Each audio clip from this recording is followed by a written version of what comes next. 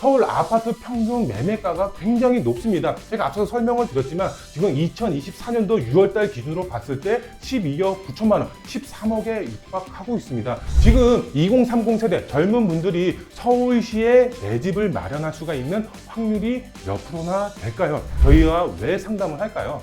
바로 서울 핵심 입지에 내 집을 마련할 수가 있는 돌파구를 찾기 위해서 저희 사무실에 상담을 하러 오시는 겁니다. 그렇기 때문에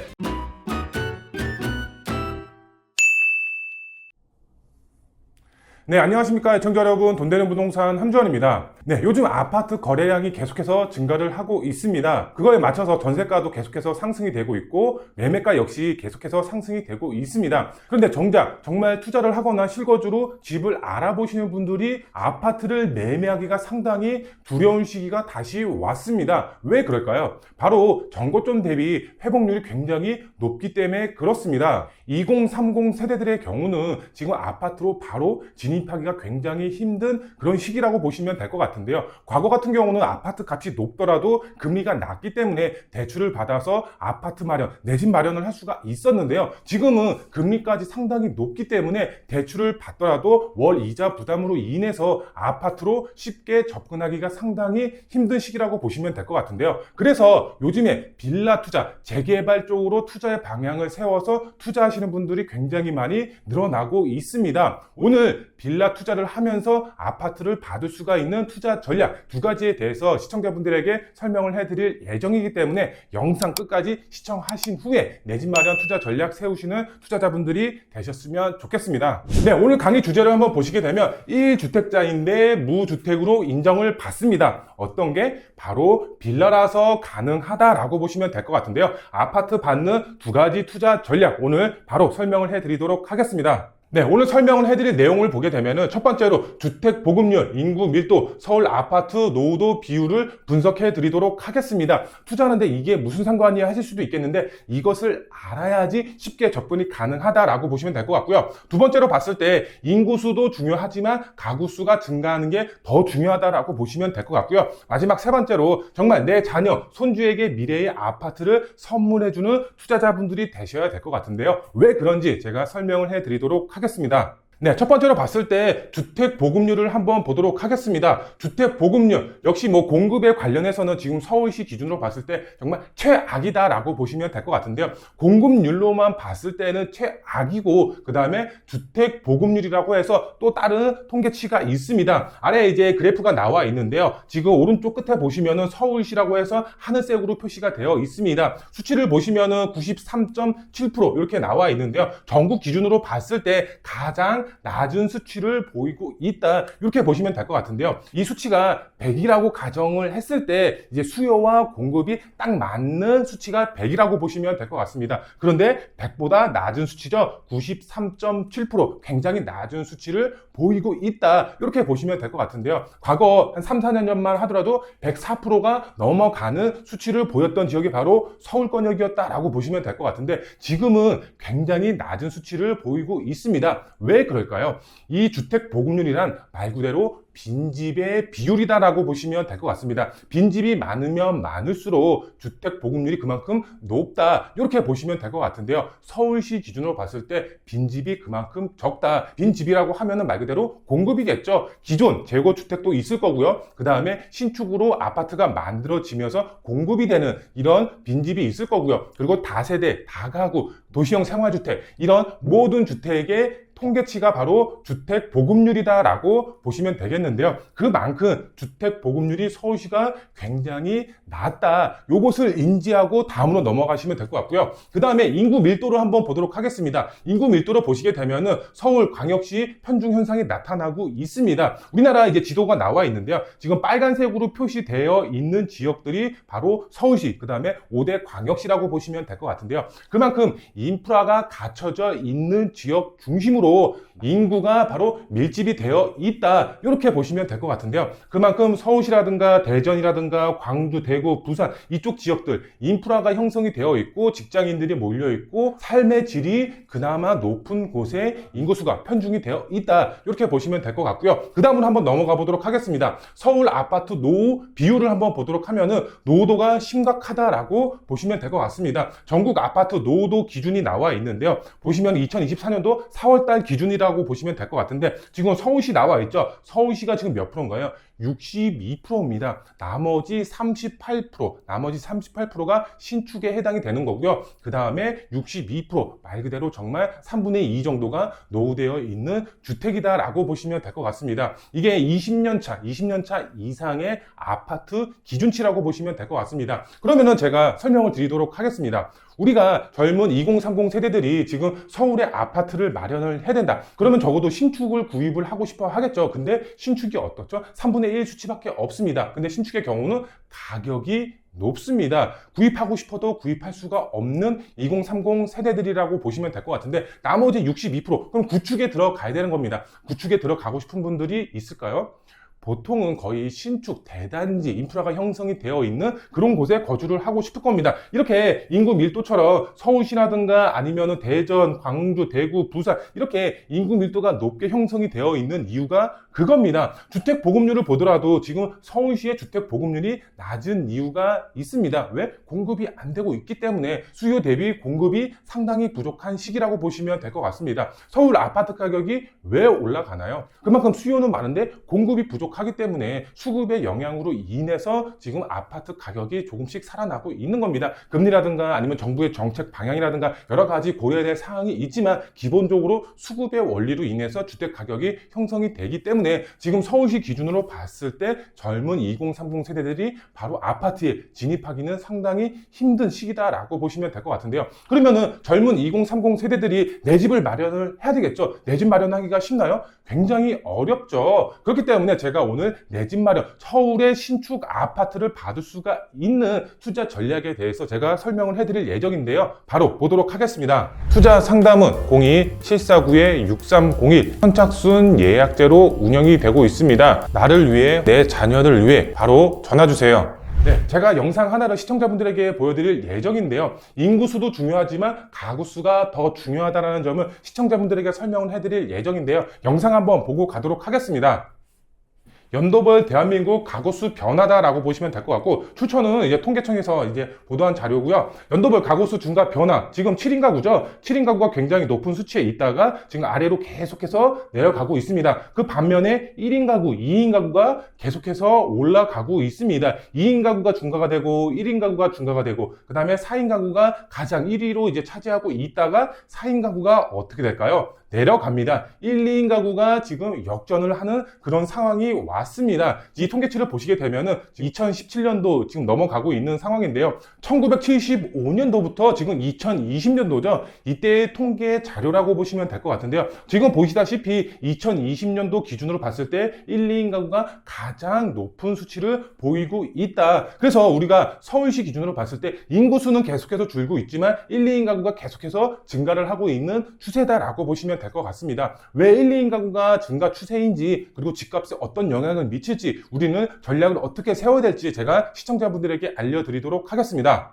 우선 우리 과거를 한번 보도록 할까요? 과거 같은 경우는 대가족이었습니다. 앞에 수치를 제가 영상으로 이제 보여드렸지만, 우리가 이제 아버님 세대들이죠. 아버님 세대 같은 경우는 이제 장남이 부모님을 이제 부양하는 그런 분들이 굉장히 많이 있습니다. 지금 젊은 세대분들한테 네가 장남이니까 부모님 네가 모셔야 돼, 내가 모실게, 이러면 진짜로 멱살 잡힐 수도 있겠죠. 지금은 통하지 않습니다. 과거에는 근데 정말로 대가족 한꺼번에 같은 집에 살았었습니다. 그만큼 가구수가 그렇게 크지 않아도 되는 시기였다라고 보시면 될 것 같은데요. 1975년도를 보시게 되면은 1, 2인 가구 기준으로 봤을 때 굉장히 적었습니다. 하지만 7인 가구 같은 경우는 160만, 굉장히 많은 수치를 보이고 있습니다. 할머니, 할아버지, 엄마, 아빠, 자녀, 이제 자녀 같은 경우도 한 명만 낳는 것보다는 2명, 3명의 대가족이 한 집에 거주하는 것이 거의 보통이었다라고 보시면 될 것 같고요. 여기서 중요한 것은 현재겠죠. 1, 2인 가구가 독립을 하면서 2020년도부터는 지금 1, 2인 가구가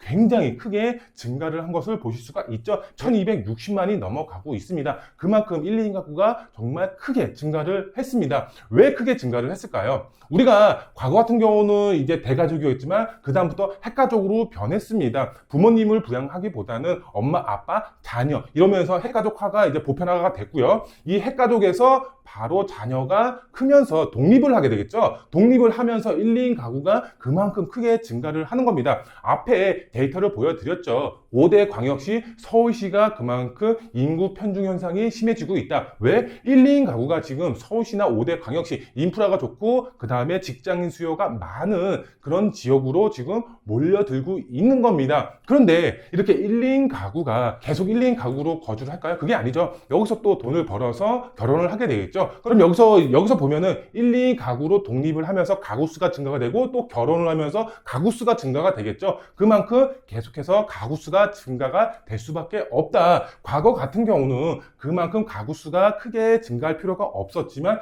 핵 가족으로 변하면서 가구 수가 증가하게 되고 1, 2인 가구가 증가하면서 가구 수가 증가하고 그 다음에 결혼을 하면서 또 가구 수가 증가가 되고 그만큼 가구 수가 계속해서 증가가 될 수밖에 없는 겁니다. 이 말은 무슨 말이야? 바로 집이 필요하다라는 겁니다. 그런데 지금 공급이 없어서 주택 보급률이 그만큼 낮을 수밖에 없는 거다. 이렇게 이해를 하시면 될 것 같은데요. 그러면 우리가 과거, 현재 그리고 미래를 이제 생각을 해보면은 이 미래는 어떻게 해야 될까요? 지금 2030 세대 젊은 분들이 서울시에 내 집을 마련할 수가 있는 확률이 몇 프로나 될까요? 서울시 기준으로 내가 월급 받아가지고 지금 이 돈을 모아서 내 집 마련할 수가 있는 확률이라든가 아니면은 기간으로 따졌을 때 몇 년이나 걸릴까요?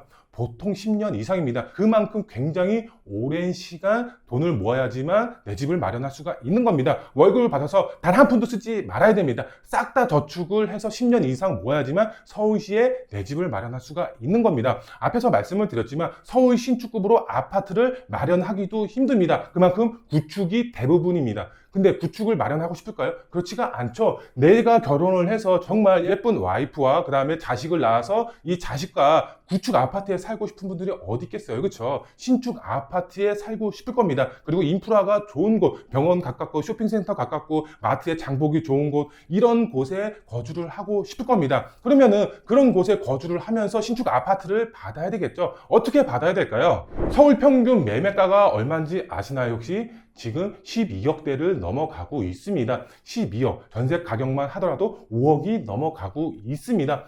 굉장히 높죠. 12억이라고 하면은 10년 전만 하더라도 중산층이라고 그랬습니다. 12억이라는 돈이 그런데 지금은 12억이라는 돈이 평균으로 바뀌었습니다. 그만큼 아파트 가격이 굉장히 높아졌고 인플레가 굉장히 심해졌다라고 보시면 될 것 같습니다. 그렇기 때문에 우리는 2030 세대들이 내 집 마련할 수가 있는 투자 전략을 무조건 모색을 하셔야 됩니다. 정말 10억, 20억 들어가면서 큰 금액이 들어가는 것이 아니라 1억, 2억, 3억 안에 이 안팎으로 내 집 마련, 서울의 신축 아파트, 대단지로 들어갈 수가 있는 전략이 있다라고 하면은 무조건 그 전략을 써야 되겠죠. 어떻게 해야 되는지 제가 설명을 드리도록 하겠습니다. 내 자녀, 손주에게 미래의 아파트를 선물을 해주는 겁니다. 지금 자녀들이 사회생활에 나온 지 얼마 안 됐을 겁니다. 고등학교 졸업하고 대학교 들어갔다가 남성분들 같은 경우는 군대 갔다가 다시 또 대학교 들어가서 졸업하고 그 다음에 사회생활 나온다? 돈 모을 시간이 어디 있어요? 정말 1년, 2년 안에 몇 억을 모을 수가 있나요? 절대 그렇지가 않습니다. 정말 금수저분들,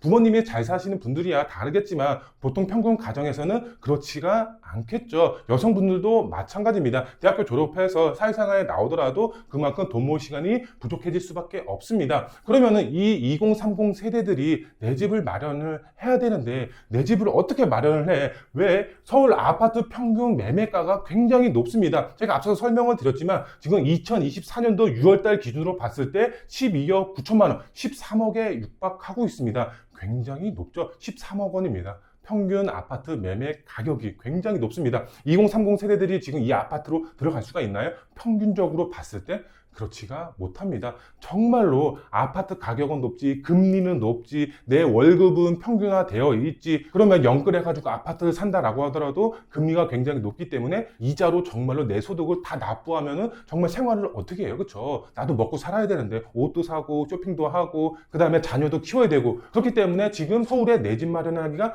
굉장히 힘들다라고 보시면 될 것 같은데요. 그런데 2010년도죠. 2010년도를 보게 되면은 평균 매매 가격이 5억 7천만 원이었습니다. 조금만 살짝 무리해서 대출을 받아서 충분히 내 집을 마련할 수가 있었습니다. 지금은 13억이지만 과거에는 5억 7천이었습니다. 그만큼 내 집 마련하기가 과거에는 쉬웠습니다. 지금은 보통 방법으로 내 집 마련하기는 상당히 힘들다, 이렇게 보시면 될 것 같고요. 그래서 우리는 어떻게 투자를 해야 된다? 바로 재개발 갭 투자로 접근을 하시는 겁니다. 아니면은 실거주로 빌라에 투자 겸 몸테크를 하시는 겁니다. 지금 금융위원회에서 6월 중순쯤에 보도자료를 발표한 게 있습니다. 대출 갈아타기 서비스 관련 추진 중인 개선 과제, 이렇게 나와 있는데요. 보시면은 먼저 국민은행은 24년도 9월까지 50세대 미만 아파트 및 빌라에 대해 KB 시세를 제공할 계획이라고 밝혔다. 금융회사가 차주에게 실시간으로 신규 주택담보대출 금리 한도를 제시하기 위해서는 담보대상 주택에 대한 공신력 있는 시세 정보를 실시간으로 확인할 필요가 있다, 이렇게 나와 있습니다. 이게 무슨 말이냐? 50세대 미만의 아파트 및 빌라에 대해서 KB 시세를 적용을 해서 담보대출을 해주겠다, 이런 내용입니다. 그만큼 아파트 가격은 높죠. 13억 원대에 육박하고 있습니다. 실제로 대출을 받아서 집을 사기에는 이자 부담이 상당히 높죠. 하지만 빌라죠. 빌라 같은 경우는 아파트의 반의 반 가격입니다. 그만큼 빌라로 대출을 받아서 내 집을 마련한다라고 하더라도 이자 부담이 아파트에 비해서는 저렴할 수가 있는 거겠죠. 그러면은 아파트로 바로 들어가는 것이 아니라 우리는 빌라죠. 빌라의 실거주로 몸테크를 하는 겁니다. 그리고 또 재개발 갭 투자로 접근할 수가 또 있겠죠. 내가 부모라면, 아니면은 내가 내 손주에게, 이렇게 사랑스러운 손주에게 바로 갭 투자로 선물을 해줄 수가 있는 거겠죠. 그래서 향후에 재개발이 된다라고 하면은 어떻게 됐죠? 바로 사랑하는 아들, 딸, 아니면 손주가 그 아파트를 받아서 신축 아파트를 받을 수가 있는 겁니다. 아니면은 실거주로 접근을 하는 겁니다. 내 몸은 조금 불편하더라도 향후에 이 대단지 아파트 주변에 인프라가 형성이 되어 있는 주변에 거주를 미리 하는 거겠죠. 그러면서 여기가 아파트로 변한다라고 했을 때는 정말 서울의 핵심 입지에 아파트를 얻을 수가 있는 겁니다. 이렇게 대출을 받아서 활용할 수가 있고, 아니면은 재개발 갭 투자로 접근해서 아파트를 받을 수가 있는 겁니다. 그렇기 때문에 지금 아파트로 바로 투자해서 접근하는 것이 아니라 재개발 빌라로 접근을 하는 겁니다. 이게 정말 현명한 방법이다라고 보시면 될 것 같고요. 또 하나의 방법을 알려드리도록 하겠습니다. 바로 재개발 플러스 청약을 동시에 노릴 수가 있는 투자 전략입니다. 바로 여기 비아파트 주택 청약 무주택 인정 기준 완화, 이렇게 나와 있는데요. 보시면은 주택 청약에서 비아파트 소형 60제곱미터 이하 저가 주택을 무주택으로 간주하는 공시가격 기준은 수도권 3억 원 이상으로 상향한다, 이런 내용이 나와 있습니다. 여기 보시면은 지금 기준이 나와 있는데요. 수도권 같은 경우는 현행은 1.6억 원 이하였습니다. 지방의 경우는 1억 원 이하였고요. 근데 이게 개선이 되면서 수도권 기준으로 3억 원 이하, 그 다음에 지방의 경우는 2억 원 이하, 이렇게 되어 있습니다. 이거는 매매가 기준, 시가 기준이 아니라 공시지가 기준이다라고 보시면 되겠습니다. 서울시에 공시지가, 빌라의 공시지가 3억 원 이하인 빌라들이 거의 60% 70% 이상입니다. 정말 조금 대형 평수의 경우는 3억 원 이상인 공시지가도 있지만